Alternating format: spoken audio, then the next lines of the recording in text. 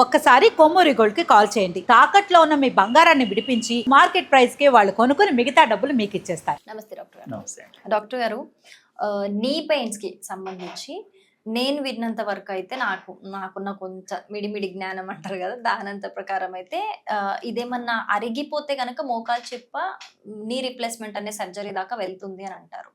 In other cases ఇంకా ఏమైనా surgery దాకా వెళ్ళే కేసెస్ ఉంటాయి అంటారా? ఇక్కడ నీ రీప్లేస్మెంట్ ఎప్పుడు చేస్తారు అని అంటే, కంప్లీట్గా మీరు అన్నట్టుగా మోకాలు కంప్లీట్గా అరిగిపోయిందంటేనే నీ రీప్లేస్మెంట్ చేయాల్సి వస్తుంది.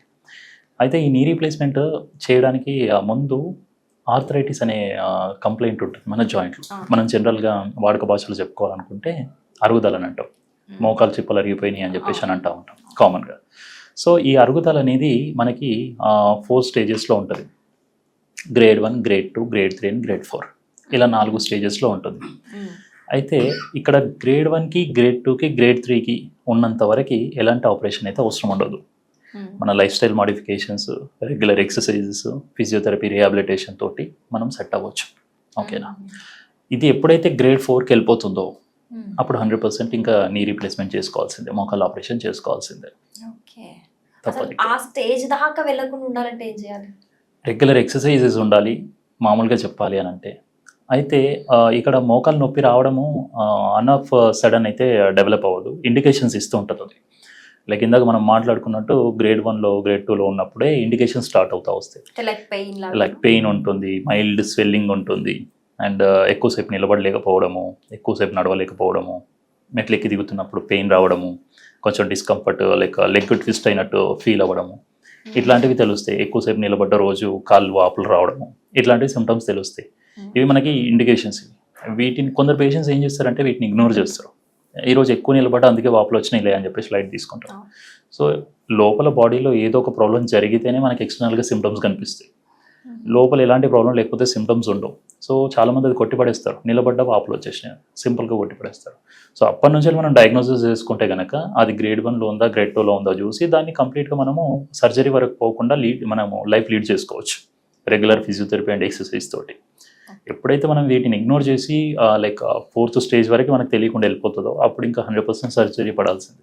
ఓకే, అంటే నీకు సంబంధించిన అన్ని ప్రాబ్లమ్స్కి కూడా ఫిజియోథెరపీతోని సర్జరీ దాకా వెళ్లకుండా క్యూర్ చేసుకోవచ్చు. ఇందాక మనం మాట్లాడుకున్నట్టు మోకాల సర్జరీ అంటే ఓన్లీ ఆ నీ రీప్లేస్మెంట్ ఒకటే కాదు. సో చాలా రకాల సర్జరీస్ ఉంటాయి మోకాలకి సంబంధించి.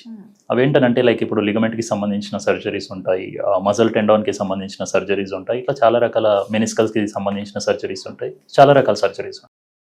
అయితే ఇక్కడ మనం మాట్లాడుకున్నట్టు మోకాళ్ళ మార్పిడి ఏదైతే మనం గ్రేడ్ 4 అయితేనే సర్జరీ చేయాలి అని చెప్పేసి అనుకున్నామో అట్లనే వీటికి కూడా ఉంటాయి.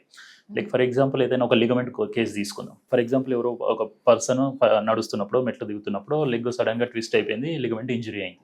ఇక్కడ ఇంజురీ లైక్ దాని యొక్క సివియారిటీ మీద బేస్ చేసుకొని సర్జరీ డిపెండ్ అయి ఉంటుంది.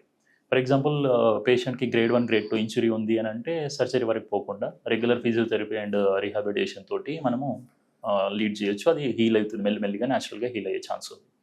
ఎప్పుడైతే ఇది కంప్లీట్గా తెగిపోతుందో, లిగమెంట్ ఎప్పుడైతే కంప్లీట్గా టేర్ అవుతుందో అప్పుడు ఇంకా ఫిజియోథెరపీ హెల్ప్ చేయదు. సో దాని యొక్క ఫంక్షన్ తగ్గిపోతుంది, ఆ లిగమెంట్ యొక్క చేయాల్సిన పని తగ్గిపోతుంది, దాని స్టెబిలిటీ కోల్పోతుంది.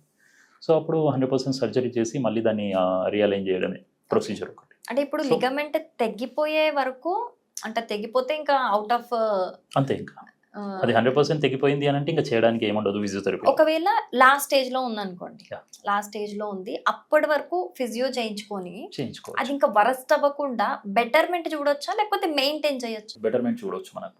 అయితే అది న్యాచురల్ గా హీల్ అయ్యే ఛాన్స్ ఉంటుంది గ్రేడ్ 1, గ్రేడ్ 2లో ఉంటే. గ్రేడ్ 3కి పోయింది అని అంటే ఇంకా కష్టం, అవుట్ ఆఫ్ కంట్రోల్ అన్నట్టు. అది కంపల్సరీ 4కి వెళ్ళిపోతుంది ఇంకా. అంతే, సపోర్ట్ ఉండదు జాయింట్ కి. ఓకే, సో దాన్ని మళ్ళీ లైక్ రీకన్స్ట్రక్షన్ చేసి సెట్ చేయడమే. అంటే లైక్ గ్రేడ్ 3కి వెళ్ళినా కూడా ఫిజియో వల్ల యూజ్ ఉంటుంది ఇంకా. యూజ్ ఉండదు. ఫస్ట్ సెకండ్ స్టేజెస్ లోనే మనం కంట్రోల్ చేసుకోవచ్చు. Okay, right. Thank you so much. Thank you.